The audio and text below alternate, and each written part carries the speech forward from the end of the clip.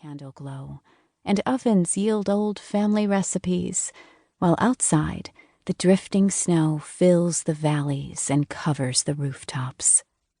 As others prepare for their holiday season, pagans too begin to gather the magical and sacred greens and to carry on ancient traditions from which others have borrowed.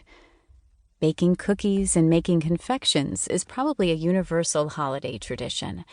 Almost every family in every nation has its special holiday recipes.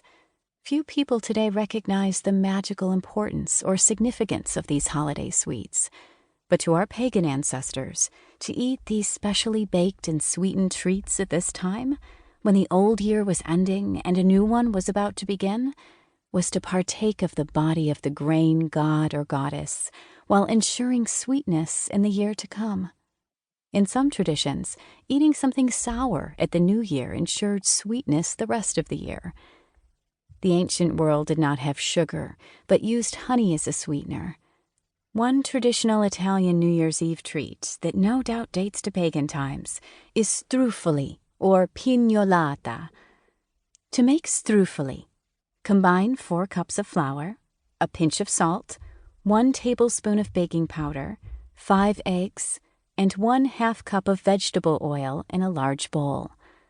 Let the dough stand for an hour or two. Then roll it into long rolls 1/2 inch thick.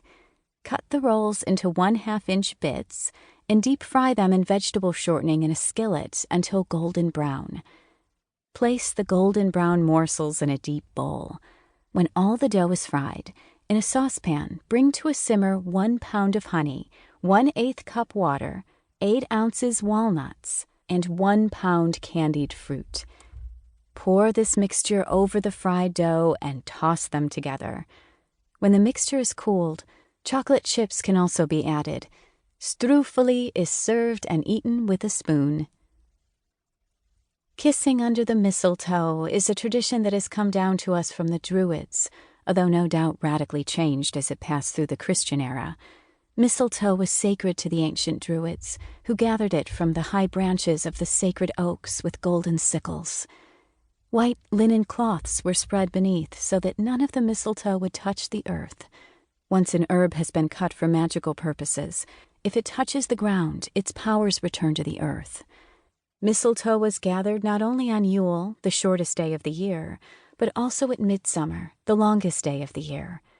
Mistletoe gathered at midsummer does not have berries and was probably gathered for amulets of protection, whereas mistletoe gathered at Yule bears the white berries that make it an amulet of fertility.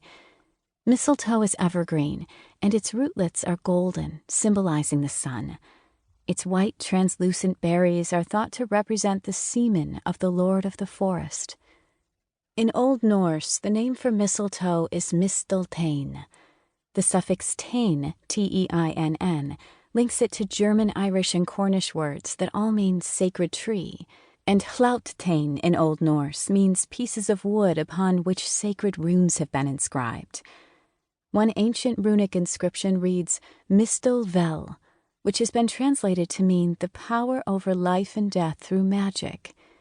It is fairly easy to reconstruct in our minds the rites that must have taken place in those sacred groves on the winter solstice over 2,000 years ago, and to realize also how great their importance must have been in order to survive to this day, if only in a most disguised way. A sprig of mistletoe or a small pouch containing leaves and twigs of mistletoe can be hung on the headboard of your bed as an amulet, with or without berries according to your intention, or the traditional berried bunch can be hung over a doorway. The full moon nearest the winter solstice is the oak moon, the moon of the newborn year, the divine child.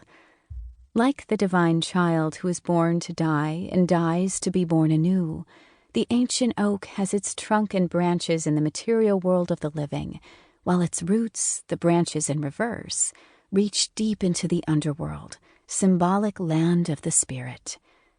As the roots probe downward into the grave-like darkness of the earth, its branches grow ever upward toward the light, to be crowned by sacred mistletoe. At this most magical time of the year, as the light of the old dying year wanes and the oak moon waxes to full,